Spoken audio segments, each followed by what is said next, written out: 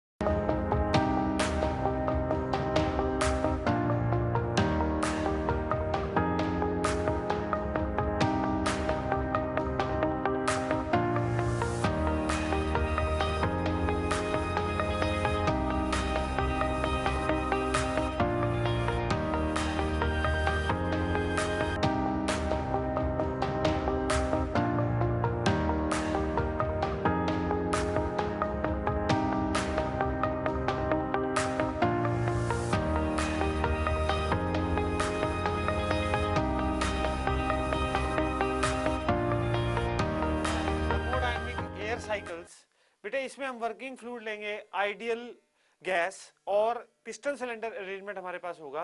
बेटा different types of processes are possible. देखो हमने फर्स्ट लॉ और सेकंड लॉ ऑफ थर्मोडायनेमिक्स पढ़ा है बेटे, और जो हम थर्मोडायनेमिक एयर साइकिल्स पढ़ने जा रहे हैं इसमें वर्किंग मीडियम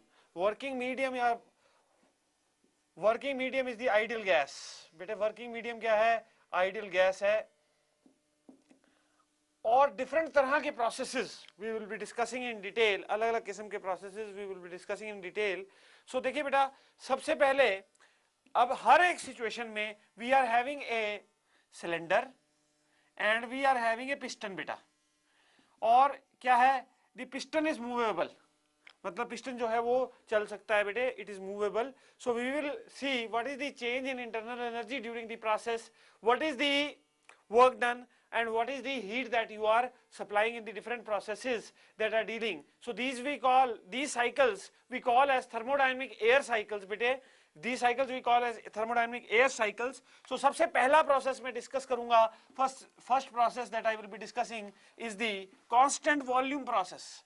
सबसे पहला process जो मैं discuss करूंगा that is the constant volume process. Constant volume process.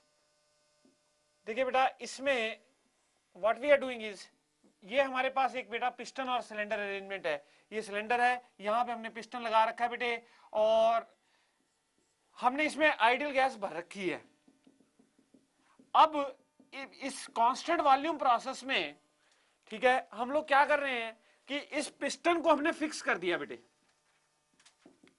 इस पिस्टन को हमने फिक्स कर दिया, और आप क्या कर रहे हैं? इसकी हीटिंग कर रहे हैं इस पर्टिकुलर गैस की। तो आप इसको हीट दे रहे हैं। अब आप जानते हैं कि गैस की एक्सपैंड करने की टेंडेंसी होती है, लेकिन इस पर्टिकुलर सिचुएशन में उसको एक्सपैंड करने के लिए जगह नहीं मिलेगी। ठीक है बेटे, इस पर्टिकुलर सिचुएशन में द गैस को एक्सपैंड करने के लिए जगह नहीं मिलेगी। क्यों? क्योंकि पिस्टन जो है वो कंस्ट्रेंड है, फिक्स्ड है। पिस्टन जो है वो चल नहीं सकता, पिस्टन जो है यहां पर फिक्स्ड है। तो इस पर्टिकुलर सिचुएशन में बेटा what is going to happen, the pressure will start increasing. और प्रेशर और टेम्परेचर गैस का बढ़ने लग जाएगा, वॉल्यूम फिक्स्ड है, तो इसमें गेल-लुसाक्स लॉ लगेगा, that is pressure is directly proportional to temperature. जैसे जैसे गैस को हीट मिलती जाएगी, what is going to happen, the pressure will start increasing but the volume will remain constant, because जो आपने पिस्टन है इसको फिक्स कर रखा है, यानी गैस इससे ज्यादा स्पेस नहीं ले सकती है। तो ये प्रोसेस कौन सा है बेटे, कांस्टेंट वॉल्यूम प्रोसेस, इसको हम लोग कहते हैं आइसोकोरिक प्रोसेस भी कहते हैं, isochoric process, this is also called as isochoric process. अब देखो बेटा, जो आपने हीट दी वो कहां जाएगी, अकॉर्डिंग टू फर्स्ट लॉ वो इंटरनल एनर्जी बढ़ाने में जाती है गैस की, प्लस प्लस बेटा इन डूइंग एक्सटर्नल वर्क। इस पर्टिकुलर सिचुएशन में dW जो होता है बेटा वो तो PdV होता है, तो dW is equal to PdV, यानी कि pressure into change in volume. अब इस पर्टिकुलर सिचुएशन में बेटा चेंज इन वॉल्यूम dV किसके बराबर है, जीरो के बराबर है, तो small amount of work done is zero. इसका मतलब है सारी की सारी हीट किसमें चली गई, इंटरनल एनर्जी बदलने में, सारी सारी हीट किसमें चली गई, इंटरनल एनर्जी को चेंज करने में, इंटरनल एनर्जी को बदलने में। अब आप देखिए बेटा dQ is equal to du, so इसका अब आप अगर आपने n मोल्स लिए थे गैस के और स्पेसिफिक हीट, अब इसमें कांस्टेंट वॉल्यूम पे हीटिंग हो रही है, तो इसमें गैस की कौन सी स्पेसिफिक हीट इन्वॉल्व है, specific heat at constant volume involve है, so dQ is equal to NCV into dt, dQ is equal to NCV into dt। ठीक है बेटे, तो इसका मतलब क्या हुआ, चेंज इन इंटरनल एनर्जी कितना हो गया, NCV dt, यानी जो भी आपने हीट सप्लाई करी इस केस में उसने क्या करा, इंटरनल एनर्जी में चेंज किया, और इंटरनल एनर्जी चेंज जो होती है that is always taken as NCV into dt, that is always taken as NCV into dt। तो ये बेटा इंटरनल एनर्जी ये क्या है, this is the heat given at constant volume just changes the internal energy, सारी की सारी heat internal energy में चली जाती है, कोई भी heat work external work done में नहीं जाती है इस पर्टिकुलर सिचुएशन में। और बेटा अगर हमने इस प्रोसेस की स्टेट दिखानी हो तो we show the state by a pressure volume diagram, उसको हम कहते हैं पीवी डायग्राम। अब पीवी डायग्राम मैं आपके सामने बना के दिखाऊंगा बेटा, देखो पीवी डायग्राम, इस प्रोसेस का प्रेशर और वॉल्यूम डायग्राम, आइसोकोरिक प्रोसेस है, तो अगर मान लीजिए आपने इसको हीट करा फ्रॉम स्टेट 1 टू स्टेट 2, ठीक है बेटे, एरो दिखाता है कि we are heating this, arrow दिखाता है कि प्रेशर बढ़ रहा है और वॉल्यूम जो है वो कांस्टेंट है, it is a line parallel to y axis, it is line parallel to the pressure axis, यानी कि प्रेशर तो बढ़ रहा है लेकिन वॉल्यूम क्या है, फिक्स्ड है इस पर्टिकुलर सिचुएशन में, ये आइसोकोरिक प्रोसेस है। Area under pressure volume diagram always gives us the work done, area under pressure volume diagram always gives us the work done, और इस पर्टिकुलर सिचुएशन में आप देखिए area under pressure volume graph is zero, तभी क्या है, work done is external work done is zero, the work done by the system is taken as zero, that is it is because of this particular reason only। ठीक है बेटे, तो ये है आपका pressure volume diagram, this is the pressure volume diagram, और ये process कैसा है, this process we call it as isochoric process. ठीक है बेटे, नाउ नेक्स्ट, ये पहला प्रोसेस मैंने आपके साथ डिस्कस किया बेटे, इसमें आपने देख लिया कि सारी की सारी हीट कहां गई, सारी की सारी हीट इंटरनल एनर्जी बढ़ाने में चली गई। अब देखिए next we have constant pressure process, next we have constant pressure process. देखो बेटे नेक्स्ट कांस्टेंट प्रेशर प्रोसेस, इसको हम लोग कहते हैं आइसोबारिक प्रोसेस, इसको हम लोग क्या कहते हैं बेटे, आइसोबारिक प्रोसेस। अब आप देखिए ये हमारे पास एक पिस्टन और सिलेंडर है, और यहां पे हमने बेटा ये रहा, ये पिस्टन सिलेंडर अरेंजमेंट है, इसमें आपने बेटा गैस भर रखी है, आइडियल गैस, और अब पिस्टन फिक्स्ड नहीं है इस पर्टिकुलर सिचुएशन में, पिस्टन जो है वो फिक्स्ड नहीं है, तो पिस्टन इज मूवेबल, पिस्टन को मूव करा जा सकता है बेटे। तो अब आप देखिए इसमें आपने गैस भर रखी है और आपने हीटिंग स्टार्ट कर दी। नाउ हीटिंग स्टार्ट होने पर गैस की एक्सपैंड करने की टेंडेंसी है, गैस का टेम्परेचर बढ़ेगा और गैस की एक्सपैंड करने की टेंडेंसी है।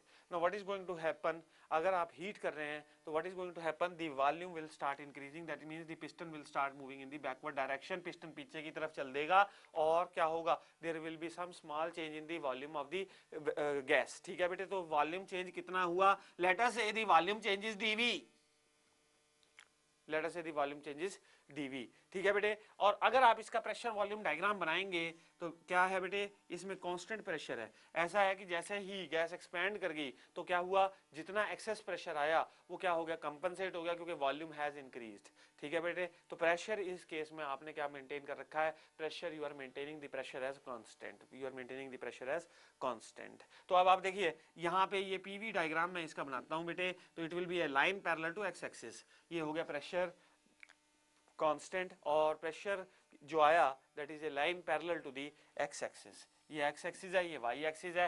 सो प्रेशर वॉल्यूम ग्राफ अगर आप इसका बनाते हो तो then you get a line that is parallel to the x axis, that is equal, that is parallel to y, that is parallel to x axis, that means the pressure is constant through, ठीक है जी, through the process. तो इसमें work done जरूर होगा, external work done, because there will be area under this particular graph. अगर dV is the small change in volume, then the work done during by the gas on the piston is equal to PdV, that is area under this particular graph, that is the area under this particular graph। अब आप देखिए बेटा, आपको पता है अगर आप suppose कीजिए इस गैस का टेम्परेचर dt ही राइज किया है, आपने इतनी ही हीट दी है जितनी पहले दी थी, तो उससे dt टेम्परेचर जो है गैस का वो राइज कर गया है। इसमें बेटे हम कौन सा लॉ लगाते हैं, चार्ल्स लॉ लगाते हैं, that is the pressure is constant, so V is directly proportional to T, V upon T is directly V is directly proportional to T। ये चार्ल्स लॉ है बेटे, V upon T is a constant because PV by T constant होता है, pressure constant है,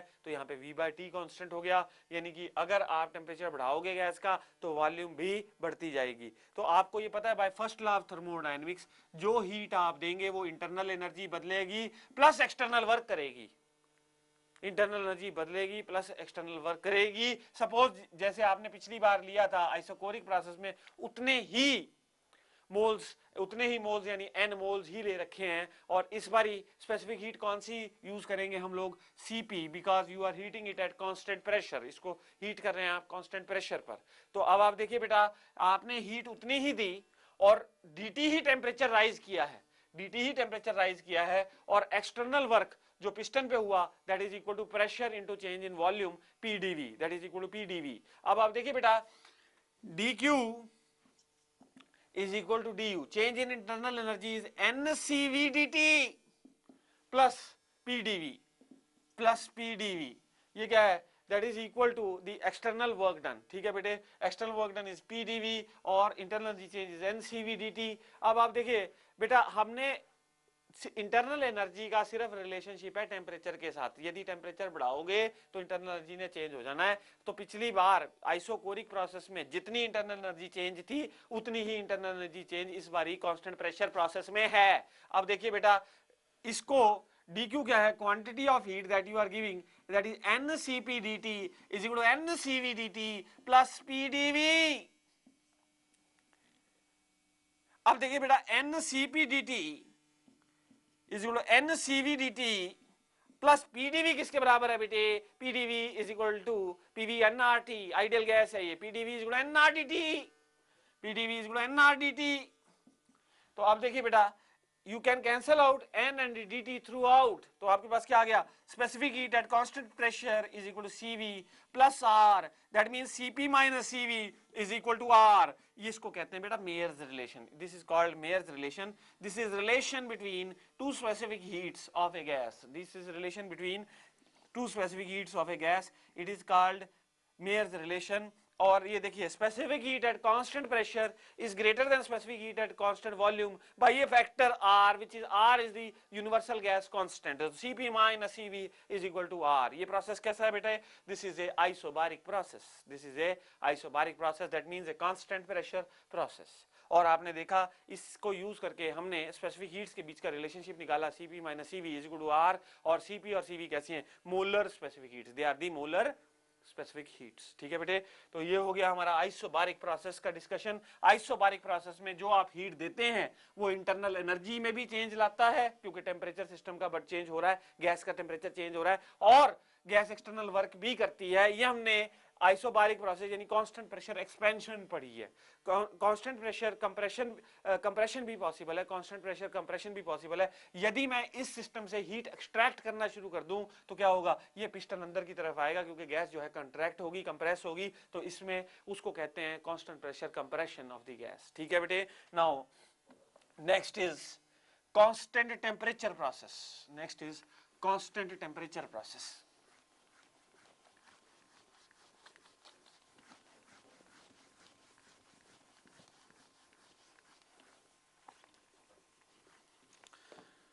next is constant temperature process, या इसको बोलते हैं हम लोग आइसोथर्मल प्रोसेस।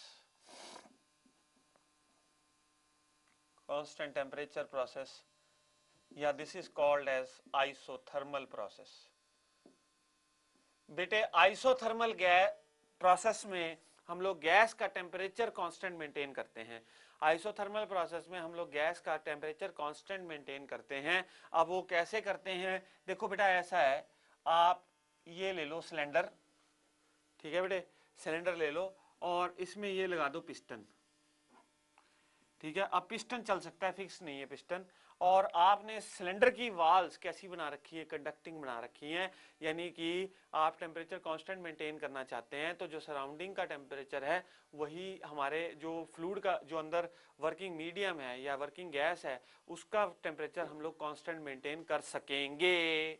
अब आप देखिए बेटा, ये हमने गैस रखी, क्योंकि वॉल्स आर कंडक्टिंग, सो क्या होगा, there will be heat exchange between the system and the surroundings. अब आप देखिए बेटा, यहाँ पे हमने हीटिंग स्टार्ट कर दी, और अब देखिए आपने गैस की हीटिंग स्टार्ट कर दी, तो what is happening, the heat is given to the gas and what is happening, the temperature of the gas is rising। और टेम्परेचर को आप क्या कर रहे हैं बेटा, because heat is, walls are conducting, तो जो एक्सेस टेम्परेचर राइज होता है, जो हीट एक्सेस आती है वो कहाँ चली जाती है, it goes into there is a temperature exchange. तो टेम्परेचर जो है इस वर्किंग मीडियम का कांस्टेंट मेंटेन हो पाता है, because the walls of the cylinder are conducting. So walls of the cylinder are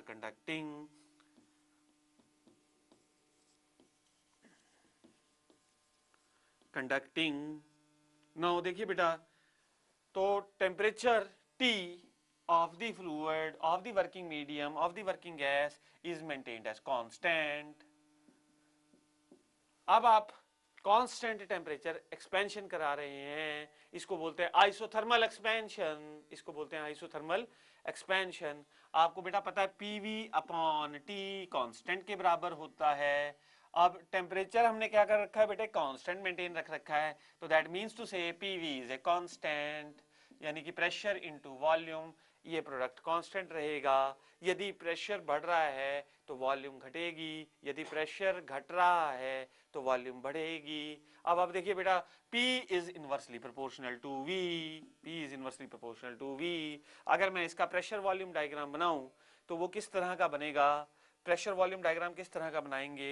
अब आप मान लीजिए दो स्टेट्स ले लीजिए, पहले मान लीजिए आप एक्सपेंशन करवा रहे हैं, एक स्टेट ये हो गई, दूसरी स्टेट ये हो गई। यहाँ पर वॉल्यूम स्टेट 1 पर V1 थी, यहाँ पे V2 थी वॉल्यूम, ठीक है बेटे, और इंटरमीडिएट स्टेट कोई थी P, इंटरमीडिएट स्टेट थी, उस पर प्रेशर P था और वॉल्यूम V थी। अब आप देखिए बेटा, P1 V1 is equal to P2 V2 is equal to pressure and volume at any in between state, यानी in general pressure and volume at any in between state। अब आप देखिए बेटा, हमने गैस का क्या करवाया है, we have made it at constant temperature expansion, ठीक है जी, constant temperature expansion करा रहे हैं। तो बेटा इसको मैं यहाँ पे मार्क करूंगा। आप देखिए ये रहा प्रेशर और ये रहा वॉल्यूम। अब आप एक्सपेंशन करवा रहे हैं, एक्सपेंशन में वॉल्यूम बढ़ेगी और प्रेशर विल डिक्रीज, और pressure is inversely proportional to volume, तो इसका मतलब क्या है, प्रेशर घटेगा। और ग्राफ कभी भी, it will never be a straight line, क्योंकि ये कर्व आएगा x इक्वल टू 1/y, इस तरह का ग्राफ है ये, तो हमारे पास ये इस तरह का नॉन लीनियर ग्राफ आएगा। Late us say the volume initially was V1 और finally the volume was V2, यानी स्टेट 1 से लेकर स्टेट 2 तक चेंज हुआ है। और अब आपने you are to find that what is the work done during the isothermal expansion। अब ये देखो, ये 1 स्टेट थी, ये 2 स्टेट थी, प्रोसेस एरो से इंडिकेट होगा कि भाई ये कहां से कहां तक गया है, 1 से लेके 2 स्टेट तक गया है।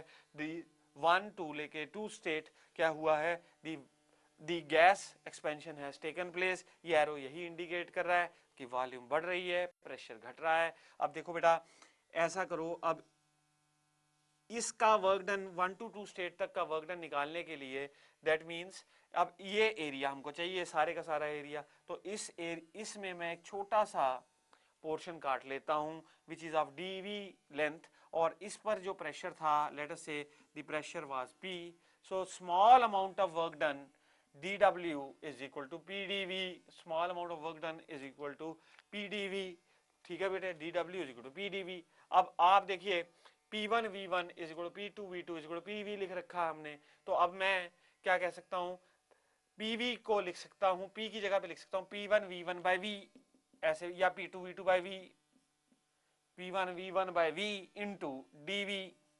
ये क्या आ गया, this is small amount of work done when the volume has expanded by a very small amount dV। तो अब आप देखिए बेटा, ये P1 V1 by V into dV हो गया। Total work done can be obtained by integrating from V1 to V2, P1 V1 by V into dV।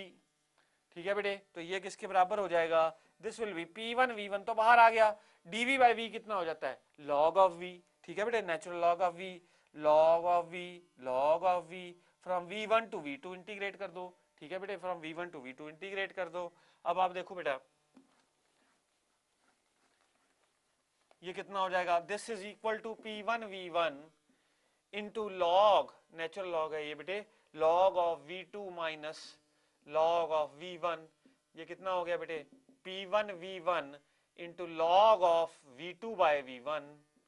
ठीक है बेटे, यानी कि P1 V1 into log of क्या चीज, V2 by V1, V2 by V1 मतलब final volume, volume after expansion over the initial volume. तो इसका मतलब क्या हुआ, P1 V1 को क्या मैं ऐसे लिख सकता हूं, इसी एक्सप्रेशन को ऐसे लिख सकता हूं, nRT, P1 V1 is equal to nRT, T1 is equal to T2, तो मैं इसको T ही लिख रहा हूं, तो nRT लॉग ऑफ व्हाट बेटे, V2 by V1।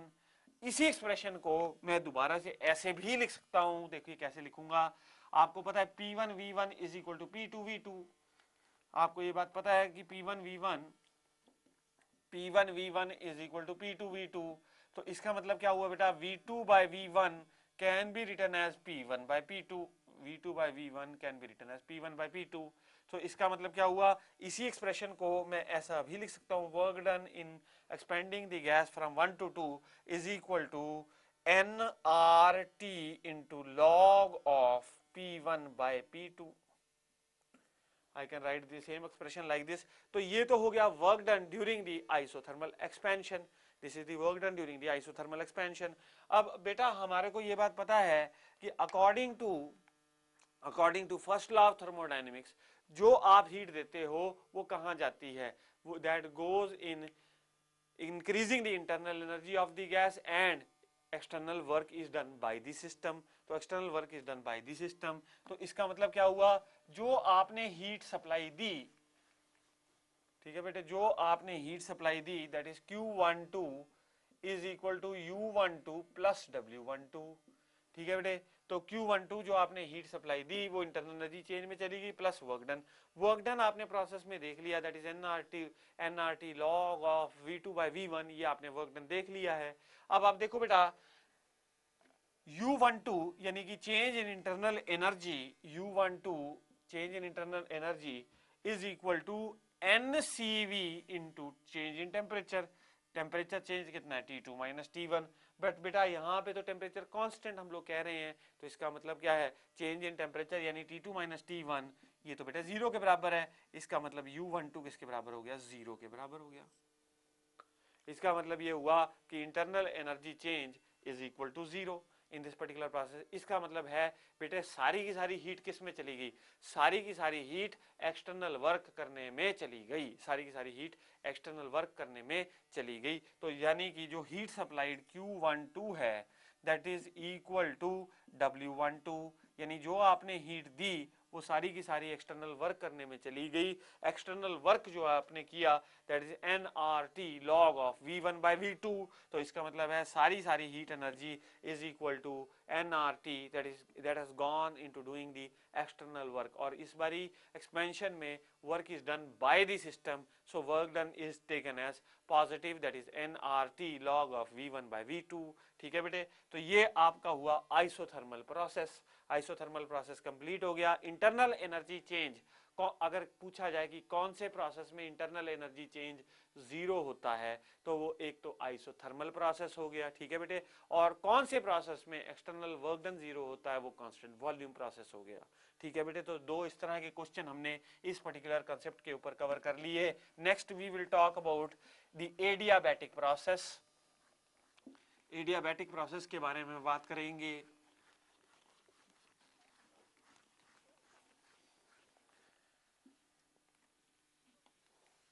Now adiabatic process बेटा,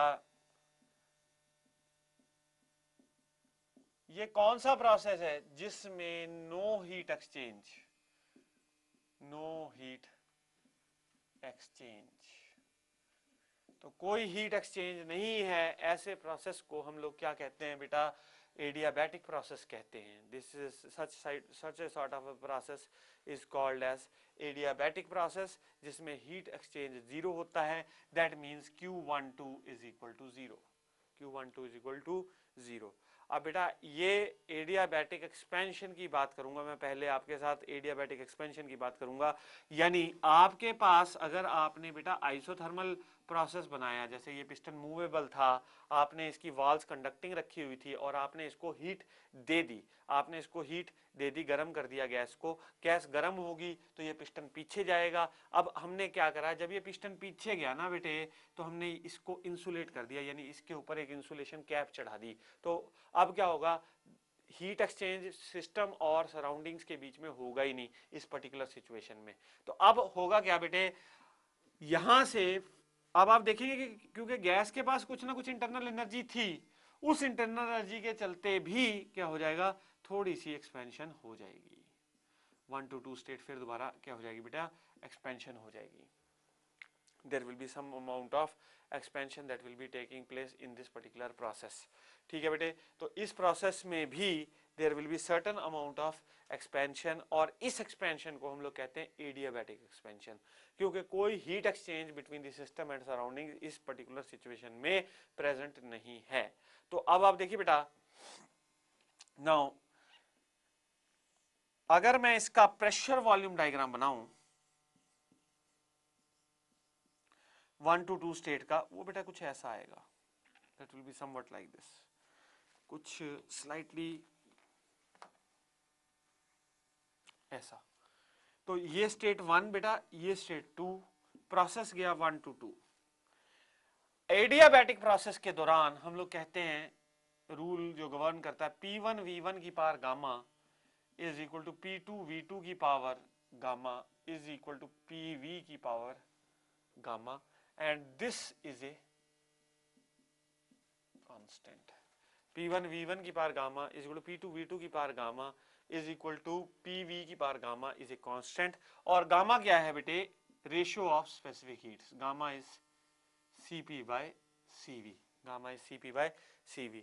अब हमने बेटा work done during the adiabatic process निकालना है। We want to find out what is the work done during the adiabatic process. तो वर्क डन निकालने के लिए मतलब ये हुआ कि हमने बेटा ये वाला एरिया कैलकुलेट करना है, ये सारे का सारा एरिया। तो अगेन इस एरिया को कैलकुलेट करने के लिए we take the help of integration. हम लोग किसकी मदद लेंगे, इंटीग्रेशन की मदद लेंगे। और इंटीग्रेशन की मदद कैसे लेंगे बेटा, आप ऐसा कीजिए, यहां पे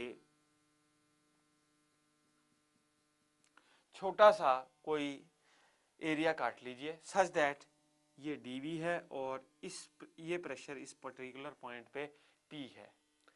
तो आपको पता है small amount of work done is given by P into dV, small amount of work done is given by P into dV। अब देखो बेटा, this can be written as, P को आप क्या लिख सकते हो, P1 V1 की पावर गामा बाय बेटा V की पावर गामा इंटू dV। ये क्या हो गया, this is small amount of work done. ठीक है बेटे, So small amount of work done is equal to P1 V1 की पावर गामा over V की पावर गामा into dV. अब आपने टोटल वर्क ऑब्टेन करना है, नेट वर्क, तो that can be obtained by integrating from, late us से बेटा volume V1 थी इनिशियली और वॉल्यूम किसको चेंज कर गई, V2 तक चेंज कर गई. So integral of V1 to V2 P1 V1 की पावर गामा ओवर V की पावर गामा इंटू dV. तो दिस इज इक्वल टू बेटा बोलो P1 V1 की पावर गामा, ये तो बाहर आ गया constant, integral V1 to V2 V की power minus gamma into d v, V की power minus gamma into d v. अब आप देखो बेटा ये किसके बराबर हो जाएगा, P1 V1 की पावर गामा, P1 V1 की पावर गामा इंटू V की power minus gamma plus 1 over minus gamma plus 1 from V1 to V2, from V1 to V2. ठीक है बेटे, फ्रॉम V1 टू V2. इसको हमको अब फ्रॉम V1 टू V2 तो upper limit minus lower limit. अब देखो बेटा upper limit minus lower limit यहां करूंगा मैं, ये हो जाएगा किसके बराबर, P1 V1 की पावर गामा इंटू बेटे अपॉन 1 माइनस गामा बाहर ले लिया मैंने, अंदर क्या आ गया V2 की power minus gamma plus 1 minus बेटा V1 की पावर माइनस गामा प्लस 1. तो ये कितना हो जाएगा बेटे, देखो ऐसा बेटे. अब इसको जब आप P1 V1 की पावर गामा को P2 V2 की पावर गामा भी ले सकते हो ना, क्योंकि यहां पे जब मैं इसको इससे मल्टीप्लाई करूंगा तो I will use this term. ठीक है बेटे, और जब मैं इसको इससे मल्टीप्लाई करूंगा तो यही टर्म इस्तेमाल करूंगा. तो इसको अगर मैं करता हूं, इसको P2 V2 की पावर गामा बना देता हूं और इसके साथ मल्टीप्लाई करता हूं तो मेरे पास कितना आ जाता है बेटे, P2 into V2, P2 into V2. ठीक है बेटे, minus P1 into V1 upon क्या चीज बेटे, 1 माइनस गामा. इसको मैं कैसे लिख सकता हूं फर्दर बेटे,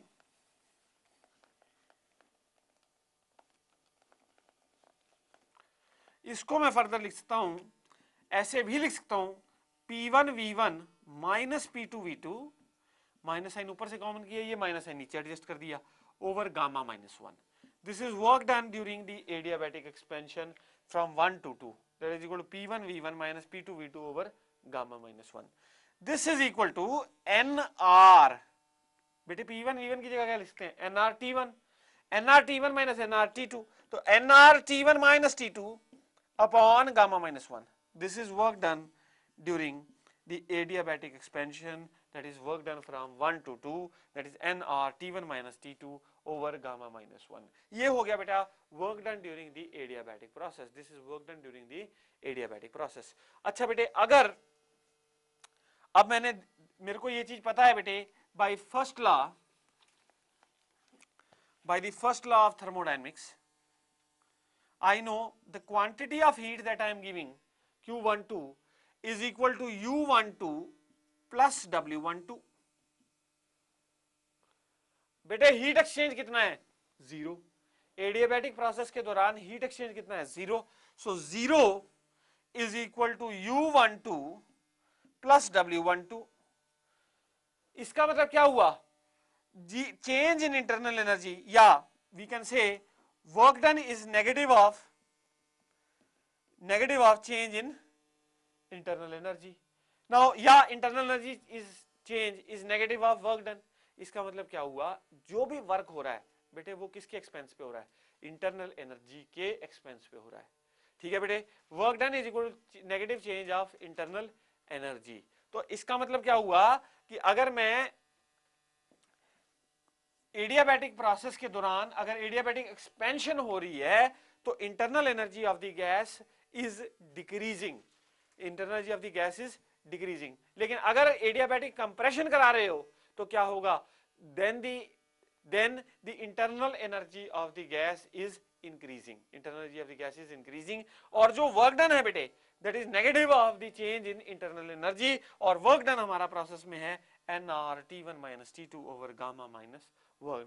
तो ये जो वर्क डन है this is equal to negative of change in internal energy of the gas. So work done during 1-2 process is equal to minus U12. ठीक है बेटे। सो ये हमारे पास ये जो हमने प्रोसेस पढ़ा, this is called adiabatic process. इसको हम लोग क्या कहते हैं, adiabatic process, when there is no heat exchange between the system and the surroundings. कोई हीट एक्सचेंज नहीं हो रहा है between system and surrounding. So work done during process 1-2 is negative of U12। ठीक है बेटे। तो ये हमारा एडियाबैटिक प्रोसेस मैंने डिस्कस किया आपके साथ, वर्क डन निकाला हमने एडियाबैटिक प्रोसेस में, एडियाबैटिक प्रोसेस को इन जनरल डिस्कस किया। नाउ बेटे we will compare the slopes of the adiabatic and the isothermal process. अच्छा, एक चीज आपने देखी कि एडियाबैटिक प्रोसेस के दौरान जो वर्क डन था, that was initial state P1V1 minus final state P2V2 upon बेटा गामा -1। ये चीज हमें ध्यान रखनी है। ठीक है बेटे। Now comparison of slopes of adiabatic and isothermal curve. ऐसा है बेटे, एडियाबैटिक कर्व की स्लोप और आइसोथर्मल कर्व की स्लोप हमने कंपैरिजन करना है। कई बार हमारे को इसमें इस तरह से क्वेश्चन आता है, मतलब मान लीजिए आपके पास दो प्रोसेस, ये पीवी डायग्राम दे रखा है बेटा एक, और इसमें इनिशियल स्टेट 1 थी, ये दो प्रोसेसेस हैं। इनिशियल स्टेट 1 से लेके ये प्रोसेस गया टू स्टेट तक, और ये गया 2' स्टेट तक। आपको इन दोनों में से आइडेंटिफाई करना है कि कौन सा एडियाबैटिक है और कौन सा आइसोथर्मल है। उसके लिए बेटा हमें ये पता होना चाहिए, देखिए हैं तो दोनों ही एक्सपेंशन, क्योंकि वॉल्यूम दोनों में ही बढ़ रही है, लेकिन कौन सी एक्सपेंशन है, एडियाबैटिक है, आइसोथर्मल, इनमें एडियाबैटिक कौन सा है तो आइसोथर्मल कौन सा है, ये हमने कंपैरिजन करना है। तो इसको हम बड़ी इजीली कंपेयर कर सकते हैं बेटे। कैसे, देखो PV इक्वल टू कांस्टेंट है for a isothermal process, so PdV, ठीक है बेटे, P इसको with respect to temperature differentiate कर दो, तो P into DV by dt और plus V into DP by dt is equal to 0। तो इसका मतलब क्या हुआ बेटे, dt अगर बहुत स्मॉल है चेंज इन टेम्परेचर, तो dt can be taken to that side and it can be made to 0। So PdV plus VdP is 0, so VdP is equal to minus PdV is equal to minus PdV।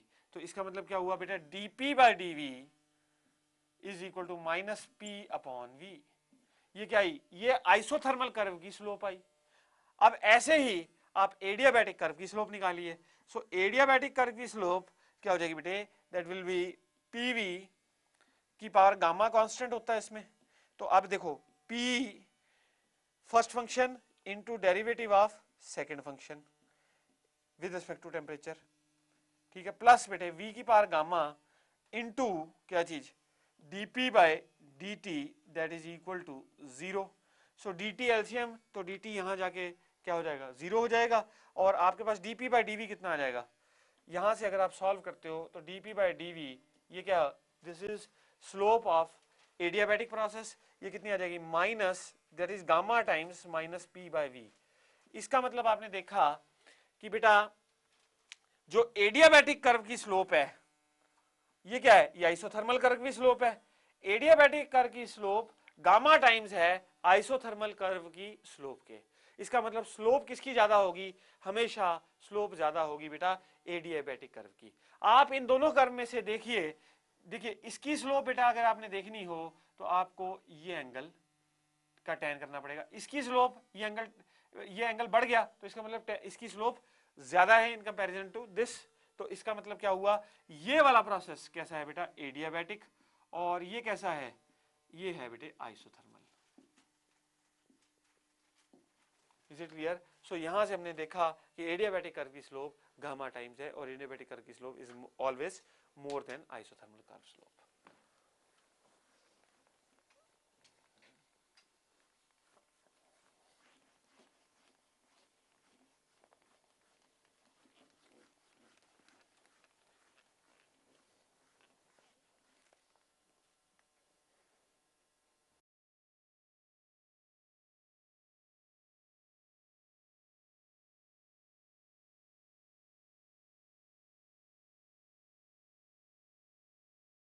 Now beta adiabatic curve slope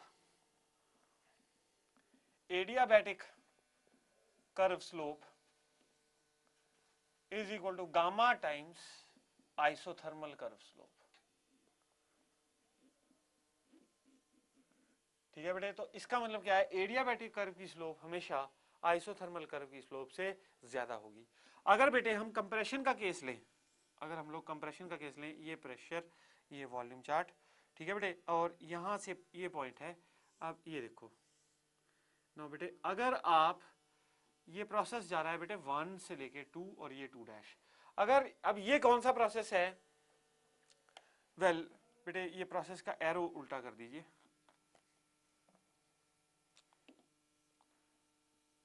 ये process 2 to 1 जा रहा है, यानी कि ये compression है, volume is decreasing. अब इस पर्टिकुलर प्रोसेस में आप देखिए स्लोप इसकी ज्यादा है बेटे और इसकी कम है, तो ये एडियाबैटिक कर्व हो गया और ये आइसोथर्मल हो गया बेटे। ठीक है बेटे, तो ये दो कर्व स्लोप्स हमारे पास हो गई, one is adiabatic curve slope and another is isothermal curve slope. ठीक है बेटे, तो अब ये आपको आइडेंटिफाई करना आ गया कि एडियाबैटिक कर्व और आइसोथर्मल कर्व में कैसा डिफरेंस होगा और क्या डिफरेंस होगा। अब हम बेटे we will discuss the Carnot cycle and Carnot engine. तो हम लोग कार्नट साइकिल और कार्नट इंजन डिस्कस करेंगे। देखो बेटा साइकिल तो है प्रोसेस, ठीक है, कार्नट साइकिल की अगर आप बात करो तो that is simply a process, और वो एक साइकिल है, बेसिकली प्रेशर वॉल्यूम डायग्राम है जिसमें कि आपको एक साइक्लिक प्रोसेस दिखाया गया है। नाउ साइक्लिक प्रोसेस क्या होता है बेटे, साइक्लिक प्रोसेस वो प्रोसेस है, देखिए there are certain process which are cyclic and there are processes which are reversible and there are processes which are irreversible. और एक प्रोसेस साइक्लिक, तीन तरह के प्रोसेस हैं, रिवर्सिबल, इरिवर्सिबल और साइक्लिक। रिवर्सिबल प्रोसेस वो प्रोसेस है जो उसी पाथ को रिट्रेस कर ले। जैसे अगर मान लीजिए आपने बेटा एक्सपेंशन करवाई, may be isothermal may be adiabatic, आपने एक्सपेंशन करवाई ऐसे, अगर हमारा प्रोसेस किसी वे से इसी पाथ को रिट्रेस कर ले तो that is called A reversible process.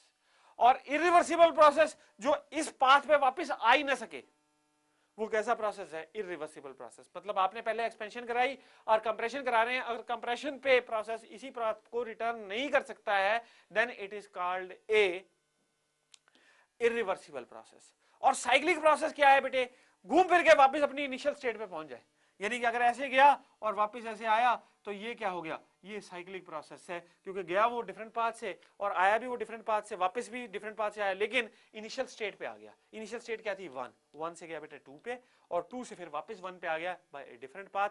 ये कैसा प्रोसेस है, this process is called a cyclic process. इस प्रोसेस को हम लोग साइक्लिक प्रोसेस कहते हैं।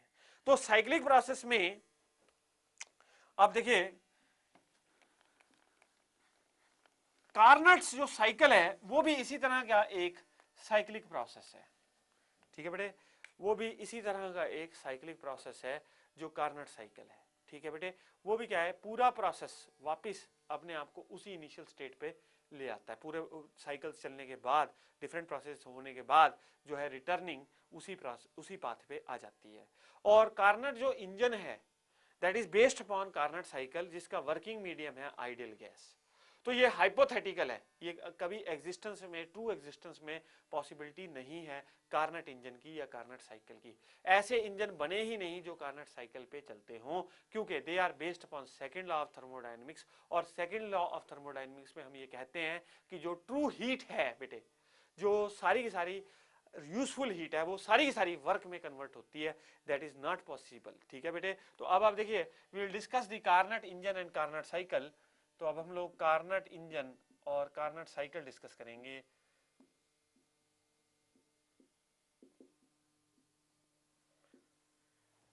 नाउ एक हमने बेटा पिस्टन सिलेंडर अरेंजमेंट लिया, दो पोजीशंस होती हैं बेटे जिसमें वर्क डिराइव होता है, एक तो होता है BDC that is bottom dead centre, और एक होता है बेटे TDC that is top dead centre, TDC.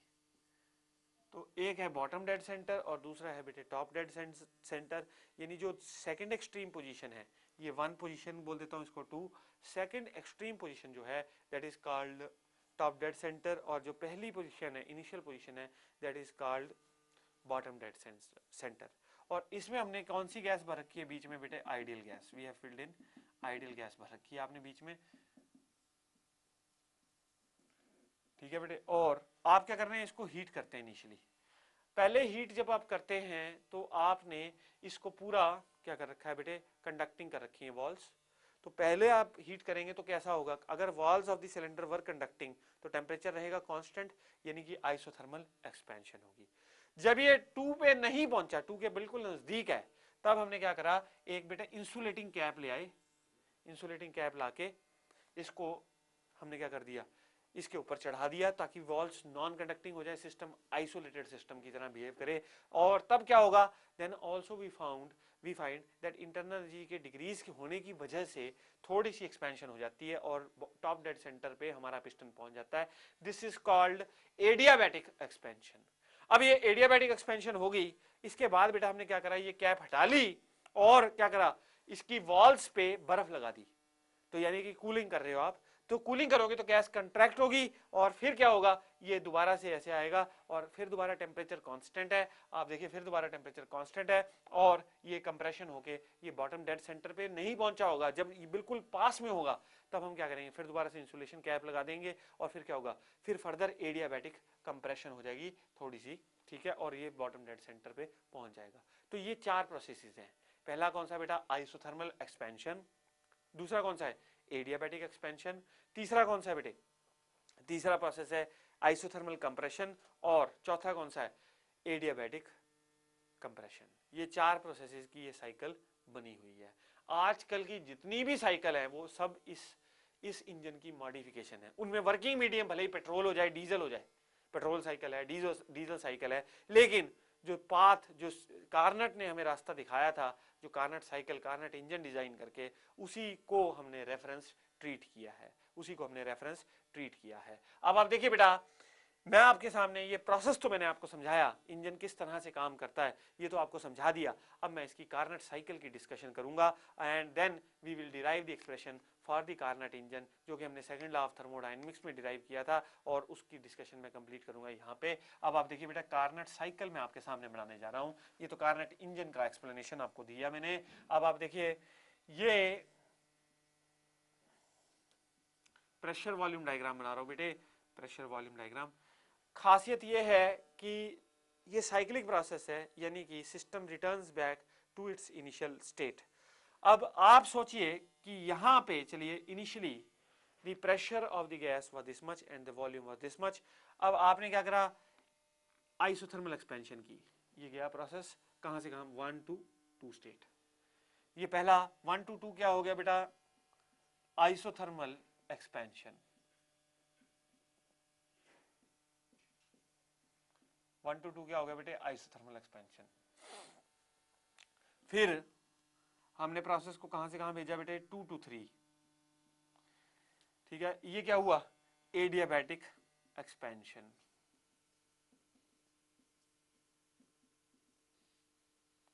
ये क्या हो गया बेटे, एडियाबैटिक एक्सपेंशन। अच्छा, फिर बेटे क्या हुआ, 3 to 4, ये 3 to 4 क्या हुई बेटे, आइसोथर्मल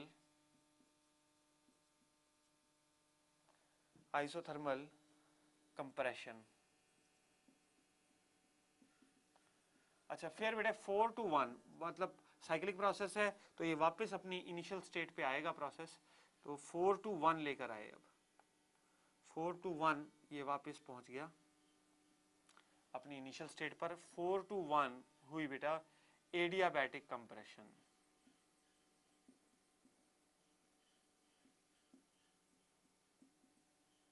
फोर टू वन वापस एडियाबैटिक कंप्रेशन।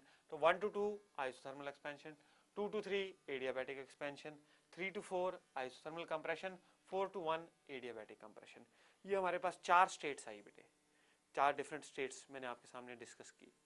अब देखो बेटे, एक्सपेंशन के दौरान इंटरनल एनर्जी में डिक्रीज होगा, और कंप्रेशन, एडियाबैटिक कंप्रेशन के दौरान इंटरनल एनर्जी में इंक्रीज होगा।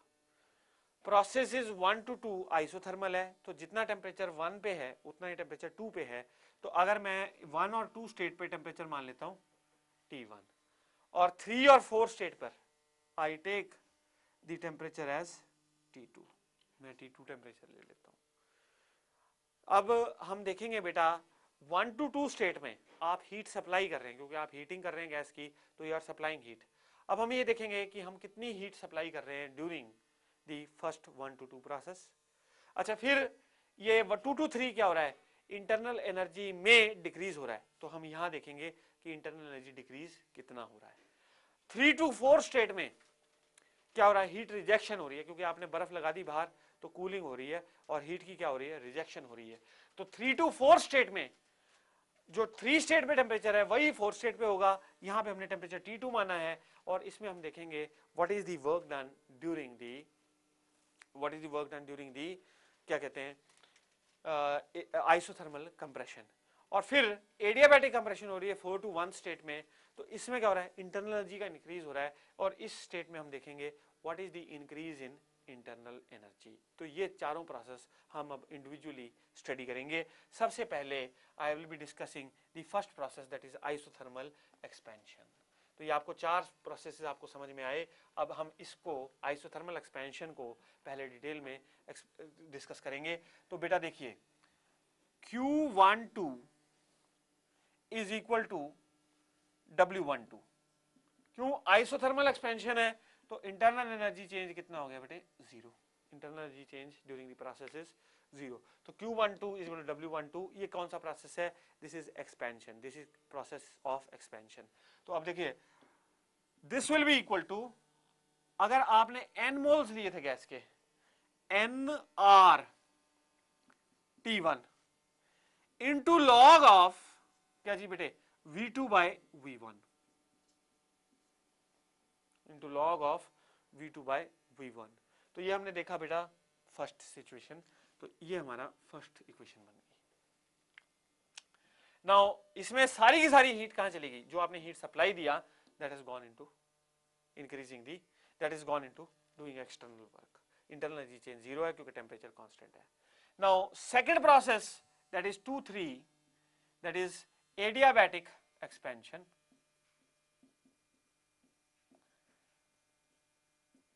अब बेटा एडियाबैटिक एक्सपेंशन देखेंगे। एडियाबैटिक एक्सपेंशन में आपको पता है वर्क डन या internal energy change U23 is negative of work done during 2 and 3. So this is minus of beta P2V2 minus P3V3 initial state minus final state upon beta gamma minus 1. This is equal to negative of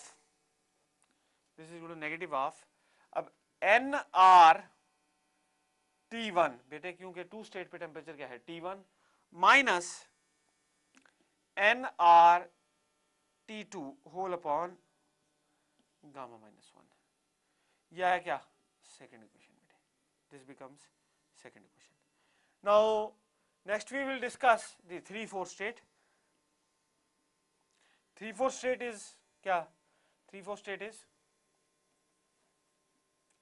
isothermal compression. 3-4 state क्या है बेटे, isothermal compression है। अब हम इस isothermal compression state को discuss करेंगे। अब इसमें क्या हो रहा है बेटे, जो हीट रिजेक्शन हो रही है, ठीक है जी, हीट की क्या हो रही है, रिजेक्शन हो रही है, और इस स्टेट में काम कितना हो रहा है, that will be equal to work done during 3-4, this is equal to, अब ये work done on this system है, तो this work done is to be taken as negative. तो ये हो जाएगा बेटे minus NRT2 log of V4 bye V3।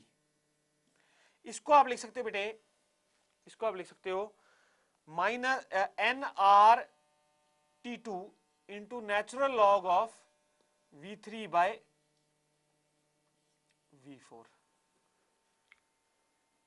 Q34 is equal to W34 is negative work done. क्यों, this is work is done on the system, so NRT2 into log of V3 by V4।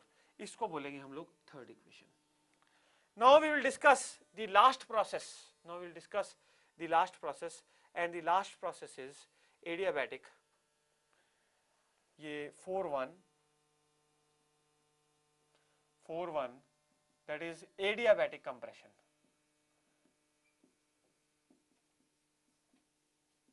ये last process क्या है बेटे, adiabatic compression. अब adiabatic compression में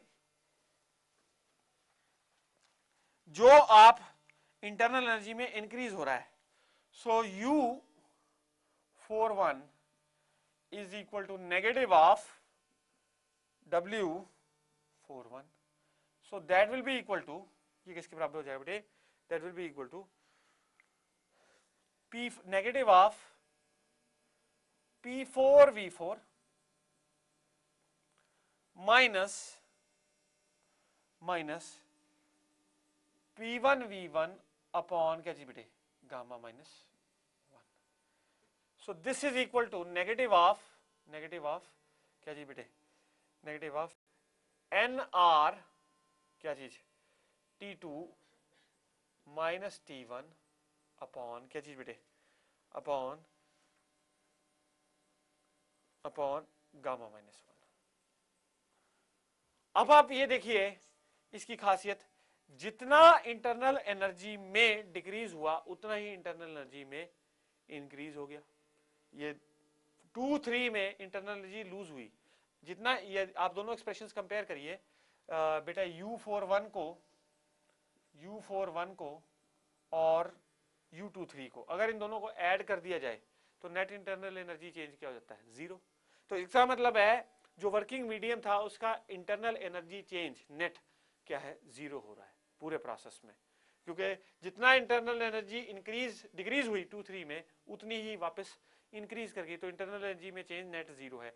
ये एक बेटा ये जो आइडियल बात है ये, कि अगर हमारा वर्किंग फ्लूइड हो उसका इंटरनल एनर्जी ना बदले, यानी कि सारी की सारी हीट वर्क में ही निकल जाए, तो ये सारी की सारी यूजफुल हीट वर्क में ही निकल जाए, ये एक कह लो आइडियल बिहेवियर है कार्नट साइकिल का. इसलिए ये प्रैक्टिकली एनालाइज नहीं हो सकती कार्नट साइकिल, मतलब ये थ्योरेटिकल साइकिल है सिर्फ, और it is just based upon theory. Ideally ये प्रैक्टिकली अगर आप इसको सोचोगे इसके बेस्ड इंजन बना के चला लोगे तो that is not possible, because internal energy change जो है 0 हो रहा है ओवरऑल प्रोसेस का इंटरनल एनर्जी चेंज 0 हो रहा है. तो अब देखिए बेटा, हम कार्नट साइकिल की एफिशिएंसी निकालेंगे. We will find the efficiency of the Carnot cycle. आपको ये पता लग गया है कि heat supplied during the process ये है और heat rejected during the process Q34 है. तो अब मैं आपके सामने एफिशिएंसी निकालूंगा कार्नट साइकिल की. ये 2-3 प्रोसेस और ये जो 4-1 प्रोसेस है इसकी अब हमें जरूरत नहीं है. अच्छा, एक और अजम्पशन है कार्नट साइकिल की कि एक्सपेंशन रेशो, यानी कि एक्सपेंशन रेशो क्या हुई, V2/V1, और बेटा कंप्रेशन रेशो क्या हुई, V3/V4, वो कैसी है, सेम. एक्सपेंशन रेशो और कंप्रेशन रेशो कैसी है, सेम है बेटे. ठीक है, तो आप देखिए एक्सपेंशन रेशो क्या है बेटे, expansion ratio is equal to compression ratio. Expansion ratio is equal to compression ratio, that is equal to R, that is equal to V2/V1, that is equal to V3/V4. ठीक है जी. Expansion ratio is equal to compression ratio is equal to R is equal to V2/V1 is equal to V3/V4. ठीक है बेटे. तो अब आप Q12 को कैसे लिख सकते हैं, Q12 को लिख सकते हो बेटे NRT1 into log of R, और Q34 को क्या लिख सकते हो, ये हीट रिजेक्टेड है ना, ये इसमें log V3/V4 आ रहा है, तो ये हो जाएगा NRT2 log ऑफ R. ठीक है बेटे.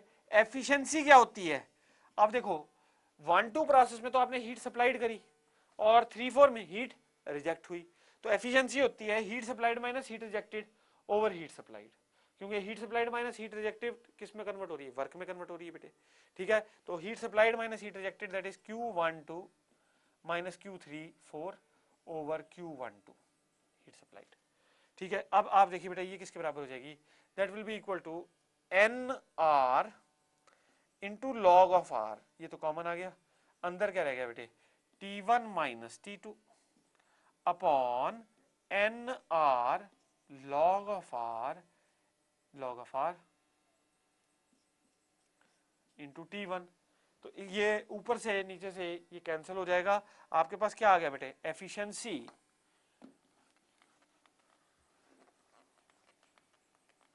अब आप देखिए efficiency eta is equal to 1 minus T2 by T1। ये T2 क्या है, temperature of sink by temperature of source. यही बात हमने first law second law of thermodynamics में डिस्कस की थी। सेकेंड लॉ ऑफ थर्मोडायनेमिक्स में बिल्कुल यही बात डिस्कस की थी बेटा। एफिशिएंसी हमने वहां पे कहा था 1 माइनस Q2 बाय Q1। फिर मैंने आपको कहा था कि हम Q2 बाय Q1 की जगह T2 बाय T1 भी लिख सकते हैं। वो कार्नट साइकिल में वेरीफाइड है। आपने हीट इनपुट देखा और हीट आउटपुट देखा, तो ये जो हमने इंजन डिस्कस किया सेकेंड लॉ ऑफ थर्मोडायनेमिक्स में जो डिस्कस किया, that is nothing, that is the same as this Carnot engine. इसी इंजन को हम लोग कार्नट इंजन कहते हैं। और जो ये इंजन होता है, it is based upon this ideal cycle which we call as Carnot cycle. वो इंजन किस साइकिल पे बेस्ड है, that is based upon the Carnot cycle. ठीक है बेटे, ये हमने डिस्कस कर लिया कार्नट साइकिल को in detail. Now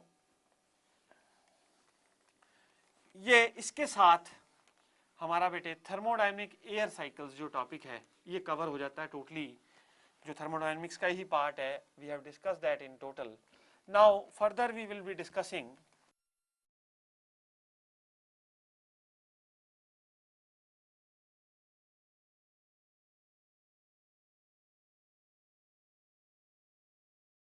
thermal expansion of solids. अब हम लोग थर्मल एक्सपेंशन डिस्कस करेंगे सॉलिड्स की। नाउ बेटे थर्मल एक्सपेंशन ऑफ सॉलिड्स।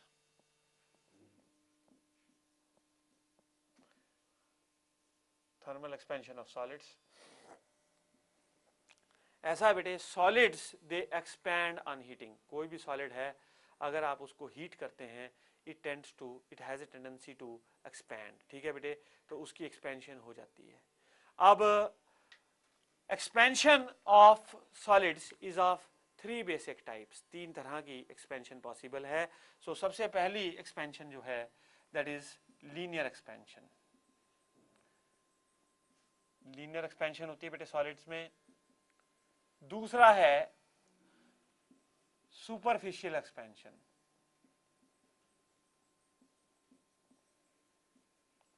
और third type of expansion that is possible is cubical expansion.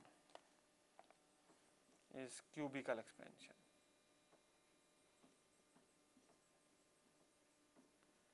ठीक है बेटे, अब लीनियर एक्सपेंशन को कहते हैं एक्सपेंशन इन 1 डायमेंशन। और बेटा क्यूबिकल जो सुपरफिशियल एक्सपेंशन है ये एक्सपेंशन है 2 डायमेंशंस में। और बेटा जो आपकी क्यूबिकल एक्सपेंशन है this is termed as expansion in 3 dimensions. ठीक है बेटे, अब एक बेसिक रूल ये है कि हम पहले लीनियर एक्सपेंशन को डिटेल में डिस्कस करेंगे। देखिए बेटा, लीनियर एक्सपेंशन अगर आपके पास कोई लीनियर कंपोनेंट हो, लीनियर कंपोनेंट मतलब जो उसकी सेकंड डायमेंशन है यानी एरिया या रेडियस, अगर ये सर्कुलर है तो इसका जो second area of cross section है वो लेंथ के कंपैरिजन में नेग्लिजिबल है। Suppose that is in comparison to length that is negligible. ठीक है जी, in comparison to length the area, the cross sectional area is negligible suppose. तो आप देखिए बेटा, ये आपने एक रॉड ले ली, लेंथ इसकी L है, इसकी लेंथ L है। ऑन हीटिंग क्या होना है, क्योंकि मॉलिक्यूल्स को एनर्जी मिलेगी तो दे गेट स्ट्रेच्ड अप और क्या हो जाता है, it leads to expansion of the rod. और इस एक्सपेंशन को हम थर्मल एक्सपेंशन करते हैं क्योंकि ये हीटिंग इफेक्ट के कारण एक्सपेंशन हो पाई है। अब आप देखिए, जो चेंज इन लेंथ आएगा delta L that has been found directly proportional to original length. ठीक है जी, that has been directly found directly proportional to original length, that is the starting length, or it is directly proportional to rise in temperature। जितना ज्यादा temperature बढ़ाओगे उतना ही ज्यादा length में increase होगा। ठीक है जी, उतना ही ज्यादा लेंथ में इंक्रीज होगा। तो इसका मतलब है जो चेंज इन लेंथ आ रहा है that is directly proportional to length L and that is directly proportional to the rise in temperature that is theta, that is the change in temperature that is theta. So इसका मतलब क्या है, अगर मैं proportionality sign हटा दूं so change in length becomes alpha L theta. तो अगर मैं प्रोपोर्शनलिटी साइन हटा दूं तो change in length delta L is equal to alpha L theta. Alpha क्या है बेटे? Alpha is a material constant. ऐसा है बेटे, अगर आप एक आयरन की रॉड ले लो या कॉपर की रॉड ले लो, दोनों में एक्सपेंशन अलग अलग होती है। दोनों में एक्सपेंशन अलग अलग होती है। वो क्यों होती है? क्योंकि दोनों डिफरेंट मटेरियल्स हैं। तो एक और फैक्टर आ जाता है, that is called alpha. Alpha is called coefficient of linear expansion of the material, that is called coefficient of linear expansion. Alpha को हम लोग क्या कहते हैं? कोफिशिएंट ऑफ लीनियर एक्सपेंशन कहते हैं। और ये अलग अलग मटेरियल के लिए अलग अलग होता है। अल्फा मींस कि पर डिग्री सेंटीग्रेड अगर आप राइज करेंगे टेम्परेचर को, तो किसी चीज में कितना लेंथ में इंक्रीज हो जाएगा, that is termed as coefficient of linear expansion alpha. So delta L is equal to increase in length is equal to alpha L theta. फिर हम इसको बेटा we say that L final, length final is equal to initial length into 1 plus alpha theta. L final is equal to L initial into 1 plus alpha theta. बेटा देखो ऐसा है कि ये जो बेसिक हमने डिफाइन किया था कि फाइनल लेंथ कितनी होगी, initial length times 1 plus alpha theta, ये हमने बेस किया है एक रिजल्ट पे। वो रिजल्ट क्या है बेटे? मैं आपके साथ वो डिस्कस करूंगा। वो रिजल्ट क्या है? लीनियर एक्सपेंशन का रिजल्ट डिस्कस करूंगा। देखो बेटे ऐसा है कि length at any temperature T is equal to L nought, यानी कि length at 0 into 1 plus alpha into change in temperature, that is T minus 0, so 1 plus alpha T। Length at any temperature T is equal to length at 0 into 1 plus alpha into T minus 0। ठीक है बेटे, ये length क्या है? ये 0 degree centigrade पे है और ये किसी टेम्परेचर T पे, तो rise in change in temperature कितना हो गया? L T is equal to L nought into 1 plus alpha T by using the basic definition. ठीक है बेटे, अब आप देखिए हम दो टेम्परेचर्स ले लेते हैं। सपोज मैं ये देखना चाहता हूं कि अगर हमारी रॉड पहले T1 टेम्परेचर पर थी, पहले रॉड हमारी T1 टेम्परेचर पे थी और इसका टेम्परेचर हमने कहां तक बढ़ा दिया बेटा? T2 तक। तो इस पर लेंथ जो थी T1 टेम्परेचर पे दैट वाज L1 और T2 टेम्परेचर पे जो लेंथ आई that is L2। So we want to find out L2 length in terms of L1। हम L2 लेंथ को किसकी टर्म्स में निकालना चाहते हैं? L1 की टर्म्स में निकालना चाह रहे हैं। अब आप देखिए बेटा कैसे करेंगे इसको। L1 is equal to L nought into 1 plus alpha T1। ठीक है बेटे, यानी कि अगर 0 डिग्री टेम्परेचर पर एल नॉट लेंथ थी तो L1 कितना हो गया? L1 is equal to L nought into 1 plus alpha T1 minus 0। तो ये हो गया टेम्परेचर T1 पर L1 लेंथ। अच्छा L2 लेंथ कितनी हो जाएगी बेटे? L2 length is equal to L nought into 1 plus alpha T2। ठीक है बेटे, अब हम क्या निकालना चाहते हैं? We want to eliminate L nought. We want to find कि अगर हमें L1 लेंथ दे रखी हो टेम्परेचर T1 पे, तो we want to find that what will be length L2 at temperature T2। अब आप ऐसा करो बेटे, ये फर्स्ट इक्वेशन है और ये आपकी सेकंड इक्वेशन है। सेकंड इक्वेशन में से फर्स्ट को घटा दो। सेकंड इक्वेशन में से फर्स्ट को घटा दो। क्यों? We know that T2 is greater than T1, so therefore L2 will be greater than L1 because change increase in length will be more in this particular situation. So अगर आप L2 minus L1 करते हो, so that will be equal to L naught into 1 plus alpha T2 minus बेटे minus 1 plus alpha into T1। ठीक है बेटे, so ये कितना हो गया? L2 minus L1 is equal to, अब देखो बेटे L2 minus L1 is equal to L naught into 1 plus alpha। अब ये देखो बेटे 1 plus alpha into T2 minus 1 minus alpha into T1। तो यहां से आपके पास कितना आ गया बेटे? L nought into 1 plus 1 minus 1 0 हो गया। तो ये क्या हो गया? अल्फा इंटू बेटा T2 माइनस T1। ठीक है बेटे, ये कितना आ गया आपका? L2 minus L1। ठीक है, अच्छा बेटे देखो नाउ ये L2 माइनस L1 आया, that is equal to length at 0 into alpha into T2 minus T1, ठीक है, alpha into T2 minus T1। अब आप देखो बेटे, नाउ ये L2 माइनस L1 आपने किया। नाउ बेटे ऐसा अगर हमने हमेशा करना हो तो then we will have to always substitute the value of L nought. L nought की वैल्यू हमें चाहिएगी। अगर हमें लेंथ एट जीरो नहीं पता है, सिर्फ हमें इनिशियल लेंथ L1 दे रखी है और L2 दे रखी है और T1 और T2 दे रखा है और अल्फा हमें पता है, then how can we solve this.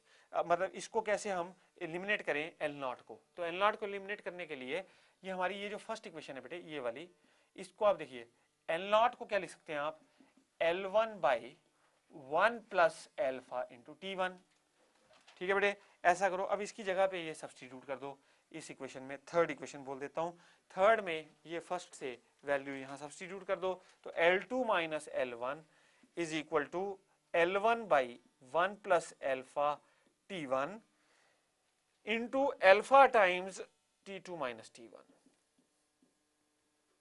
ठीक है बेटे। अब देखो ये हो जाएगा बेटे L2 minus L1, L2 minus L1 यहां करूंगा इसको सॉल्व फर्दर।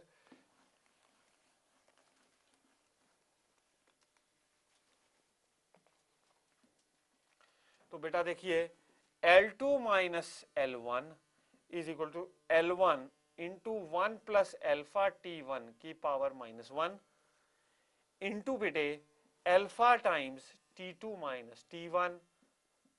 अच्छा ये देखिए बेटा ये क्या हो जाएगा, L2 minus L1 is equal to L1। ये अल्फा जो होता है ना, that is coefficient of linear expansion is very very small, बहुत छोटा होता है ये अल्फा, जो ये अपने लीनियर कोफिशिएंट ऑफ एक्सपेंशन है। तो यहाँ पे हम लोग क्या लगा सकते हैं, बाइनॉमियल थ्योरम लगा सकते हैं, 1 plus n x plus n into, ठीक है बेटे। तो हम हायर पावर्स को तो निगलेक्ट कर देंगे, यहाँ पे कर लेंगे 1 माइनस एल्फा T1 आ गया ये, into alpha times T2 minus T1। अच्छा बेटे अब आप ऐसा करो, इसको इससे मल्टीप्लाई करो और इसको बेटा इसको भी इससे मल्टीप्लाई करो। तो मल्टीप्लाई करोगे तो आपके साथ जाएगा L1 into alpha into T2 minus T1। अच्छा बेटे माइनस एल्फा स्क्वायर, एल्फा पहले ही बहुत छोटा है और एल्फा स्क्वायर उससे भी ज्यादा छोटा हो जाएगा, तो इसलिए इस वाली टर्म को हम क्या कर देंगे, निगलेक्ट कर देंगे। तो हमारे पास आ गया L2 minus L1 neglecting the term, ठीक है बेटे, निगलेक्ट कर दिया हमने टर्म को। अगर अल्फा सफिशिएंटली लार्ज हो तो आप इसको ले सकते हो, यानी कि हमेशा जो लीनियर एक्सपेंशन आप लेते हो सॉलिड्स में, ठीक है बेटे, जो भी लीनियर एक्सपेंशन आप सॉलिड्स में लेते हो उसमें थोड़ा सा एरर रह ही जाता है, ठीक है बेटे। अब आप देखिए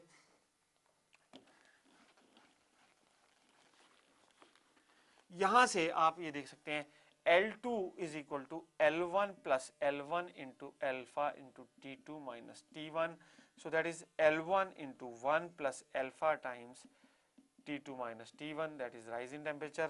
So L2 is equal to L1 into 1 plus alpha times T2 minus T1। L2 is equal to final length is equal to initial length into T2 minus T1। हालांकि इस जो ये जो फार्मूला हमने देखा, आपने इसकी डेरिवेशन की है, L1 क्या है, लेंथ है टेम्परेचर T1 और L2 क्या है, लेंथ है टेम्परेचर T2।